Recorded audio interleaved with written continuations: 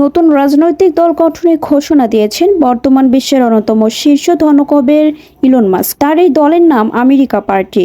মাস্কের নতুন এই দল গঠনের পদক্ষেপকে হাস্যকর বলে আখ্যায়িত করেছেন মার্কিন প্রেসিডেন্ট ডোনাল্ড ট্রাম্প। সোমবার 7 জুলাই এক প্রতিবেদনে এ তথ্য জানিয়েছে ব্রিটিশ সংবাদ মাধ্যম বিবিসি। প্রতিবেদনে বলা হয়েছে, যুক্তরাষ্ট্রের প্রেসিডেন্ট ডোনাল্ড ট্রাম্প তার সাবেক ঘনিষ্ঠ মিত্র ইলন মাস্কের নতুন রাজনৈতিক দল গঠনের উদ্যোগে উদ্ধত এবং বোকামি বলে মন্তব্য করেছেন। রোববার এয়ারফোর্স ওয়ানে ওঠার আগে সাংবাদিকদের প্রশ্নের জবাবে ট্রাম্প বলেন, তৃতীয় কোনো রাজনৈতিক দল গঠন করাটা একেবারেই হাস্যকর।